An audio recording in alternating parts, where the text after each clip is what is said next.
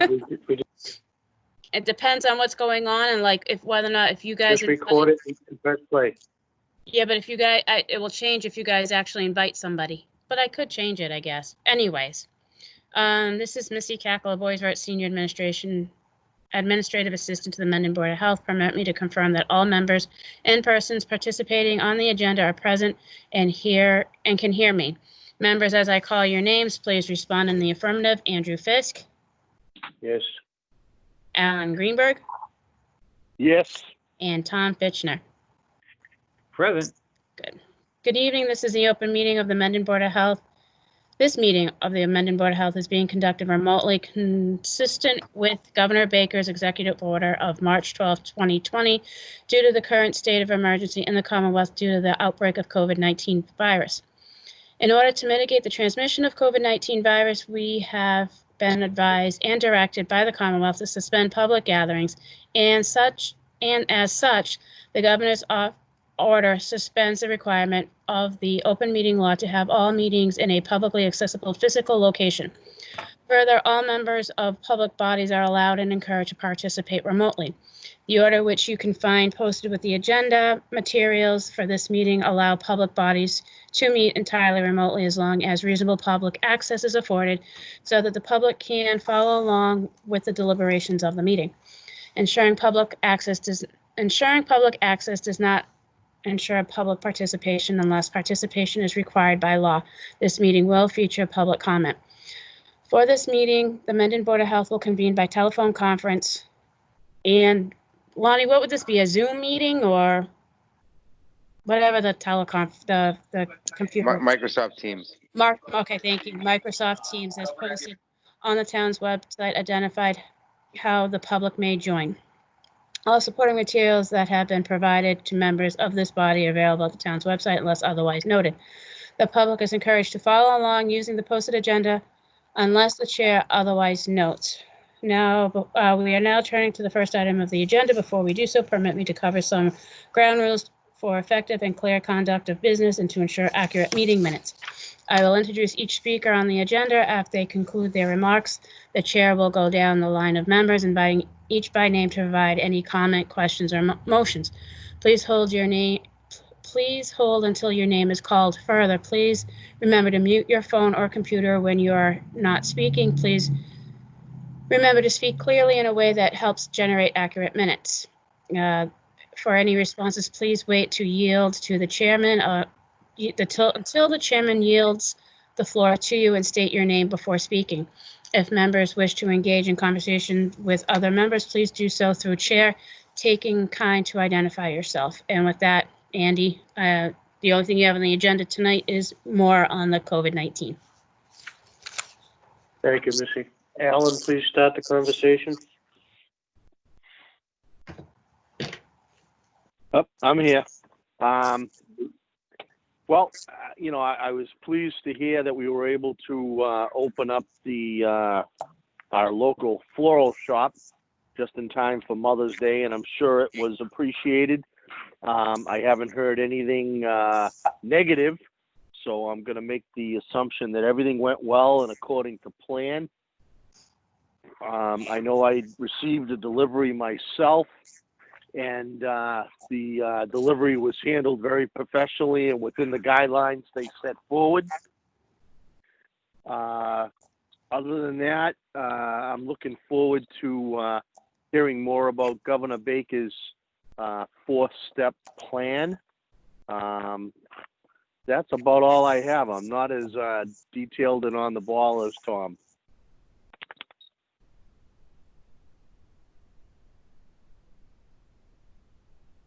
You done? Mr. Chairman? I'm done. Tom? Geez, what if I said I don't have any opening comments? Oh, come on. Okay, not to disappoint.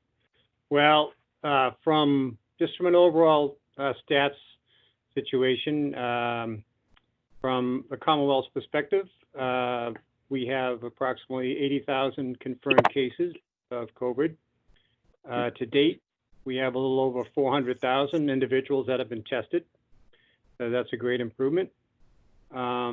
we have a little over 48,000 individuals that are currently subject to quarantine. We have approximately 28,000 folks who have actually completed their monitoring or are no longer under quarantine, which is also a great number. We still have about 20,000 individuals that are undergoing actively monitoring or quarantine. And to date, we have approximately 5,100 folks who have unfortunately passed due to the COVID-19 situation. From a hospitalization standpoint, though, of the active cases that we have out there, it's only about 4% that are considered hospitalized, which is another very good number that the state's keeping an eye on. From an overall standpoint, you know, the curve that folks talk about, it's still considered to be a flattened curve, but vigilance is still the order of the day. By flattened, what that basically refers to is isolation measures that keep the daily number of coronavirus cases at a manageable level for the medical providers. In addition, the percentage of positive cases is still on a downward trend. The percentage of hospitalized cases is also considered to be on a downward trend, which are two great metrics going in the right direction. From a testing perspective, just to note, we're very fortunate where we are in Massachusetts, as they are one of the highest per capita testing, or have one of the highest per capita testing rates in place today throughout the country. And along with the testing, there's been a very high penetration of asymptomatic test results that have come back. And at the moment, with regard to specifically antibody testing, there's a bit of uncertainty in that area still, so more work and research has to be done on that before they can get something a little more concrete. A new recommendation guidance that was put out today, and I believe came to all the local boards of health with regard to an update that recommends that all people with even minor symptoms should be tested. There was a guidance that came out through the Department of Public Health today to us and to healthcare providers, kind of outlining the guidelines for such a testing. So basically, all symptomatic individuals in Massachusetts, even those with mild symptoms, should be tested. So if we need further information on that, I can reference the document. In addition, the PPE distribution status is very good. States distributed approximately 10 million pieces so far, which is excellent. And also in the state of Massachusetts, we have the Contact Tracing Collaborative, the CTC, which is very much underway and looking very good as well. They have connected with approximately 18,000 individuals through the CTC program, and they have reached out to approximately 14,000 contacts from those initial calls to those 18,000 individuals. Just to note, very important that should we get CTC calls, that's very important that we do answer them. Those numbers can be identified on your caller ID as 833 or 857 numbers. But in addition, you should see Mass COVID team come up on the as part of the caller ID information. From an economic standpoint, where Alan was kind of going with the advisory board, they will be implementing their 4-phase approach that's coming up. They have received over 2,000 communications from employers and organizations. So a lot of folks out there are chomping at the bit to try to get out there and get active again. There will be mandatory workplace safety standards that will apply to all businesses. So even those essential services industries who've been operating throughout this COVID-19 pandemic, they will still all have to comply with these new safety standards. These standards will be considered universal, and essentially the standards will have multiple levels of guidance that will center around social distancing protocols, hygiene protocols, cleansing and disinfecting, and there will be industry-specific protocols as well. And on that note, I will end with a positive note with a sound of summer that I'm sure everyone will be glad to hear, which will be the word, whoop. Back to you, Mr. Chairman. Mark, do you have anything to say? Good evening. Thank you, Mr. Chairman. As far as emergency management goes, we continue to monitor public safety as far as PPE supplies go. We were able to dispense some PPE equipment to the town hall this week. And I've also in contact with Amy from the Senior Center and the Housing Authority just to make sure that they have anything that they need as far as personal protective equipment goes. Other than that, not much more to report. Just continue our daily phone calls with federal and state partners. And it's a much more quieter week, I guess, if you want to call it this week, as far as meetings and phone calls go. So we're starting to get a better handle on it as far as I'm concerned. And that's what I have. Back to you, Mr. Chairman. Thank you, Mark. Lonnie, do you have something to add?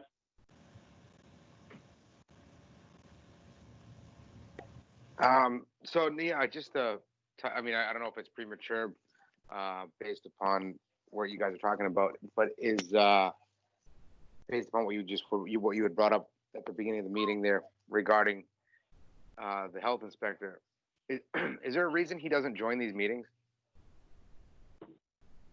He will not do it. We've asked him. So is that seems to me to be an issue though, think so. and not from a board, your board standpoint, but as a, just an employer standpoint, if you will, that he's employed by us as our health inspector.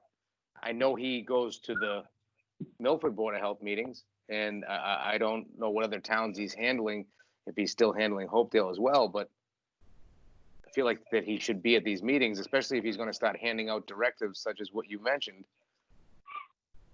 You have his phone number, right, Lonnie? Absolutely. Would you please give him a call and have a conversation with him? Yeah, I definitely will. Yeah, absolutely. Thank you. Is that it for now, Lonnie? Yes, I'm good with everything. I'll just hang here if you guys have any questions. Jean, do you have something for us? Just a big thank you to Mark for sending the PPE equipment to the town hall. And again, my gratitude to your board and Missy, of course, for all your hard work and dedication. Thank you. Is there anybody up? Missy, do you have something to add? I'm sorry. Just a couple of things. I received, I forwarded off the emails to you guys. We received 2 complaints on Deluxe Pizza. I informed Lenny he is going to go talk to them tomorrow. There was something else and I can't remember what it was. So right now we're just waiting for guidance. We've been approached by the Parks Department and the library about how things be starting up. I got an email from and a phone call from the gentleman who is working the Mendon Upton Youth Baseball League, and basically what we're waiting for is the guidance from the governor. We can't really tell anybody or advise anybody on when they're going to be able to open up or when they're going to be able to function. And everything will hinge on May 18th. I did but Elle and I emailed each other. I was able to get her order some signs for her, some social distancing signs and some face covering signs for the election. So she'll be able to put those out however it is she'd like to. So for right now, I think that's all I've got for you. Thank you. I believe that's everybody on the list. Is that correct? Missy? Yep. Tom, do you have anything else?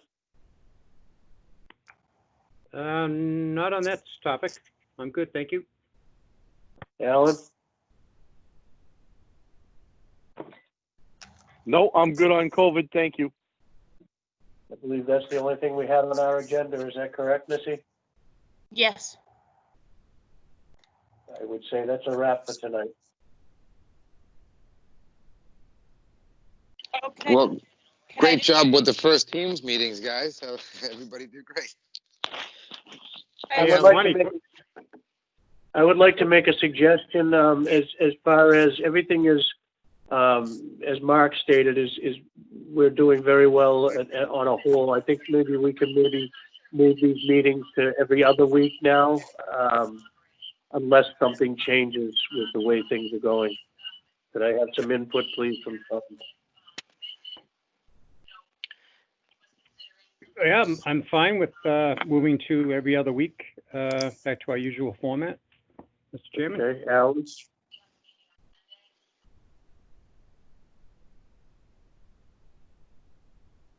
Alan?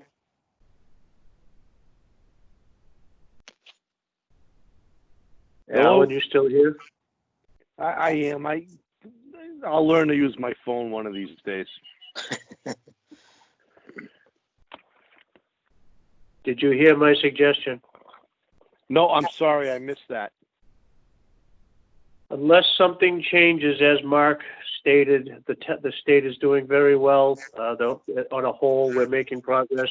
Unless something drastic changes, and we can certainly make that change as we go, I would like make the suggestion that we go to every other week for now for our meetings.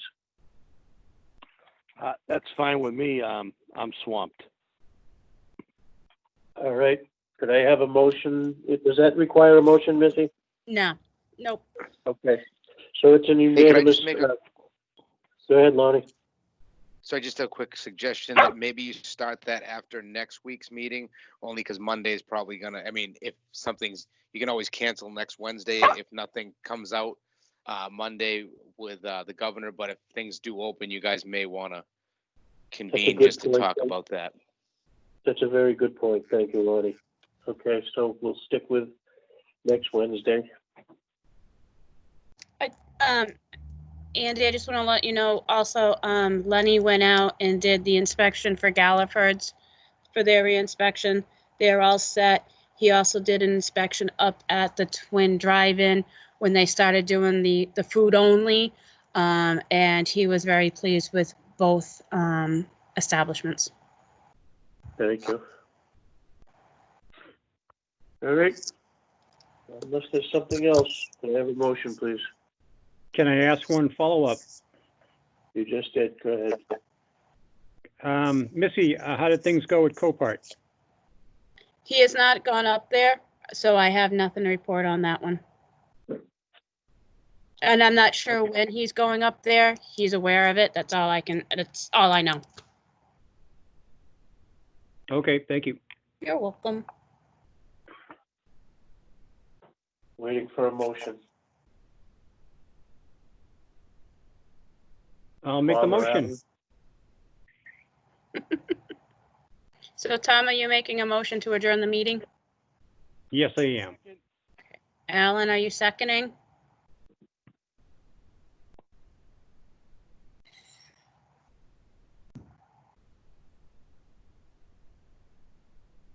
We all good? Are you seconding, Alan? Yes, ma'am. Okay, that's what he needed. All right, then we're all set. Meeting adjourned. Thank you very much. Thank you. All right, good night, all. Thank you. Good night. Thank you.